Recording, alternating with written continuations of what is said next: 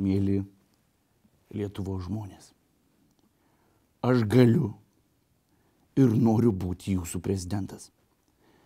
Praėjusią savaitę aš nešiau savo gyvenimo prašymą į vietinę lentpjūvę. Atmetė. Ir tada aš nusprendžiau. Laikas sukurti daugiau darbo vietų Lietuvoje. Aš turiu daug idėjų.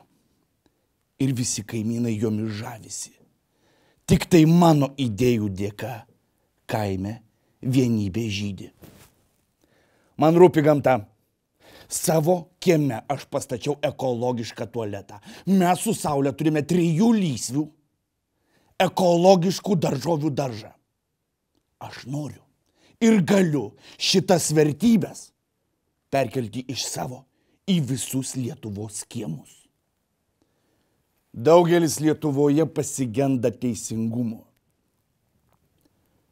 Savo medžioklinio šautuvo dėka aš jo nepasigendu. Aš ne tik, kad jo nepasigendu, aš pats jį vykdau. Aš už tai, kad mano teisingumas būtų vykdomas visada ir visur. Mes didi tauta.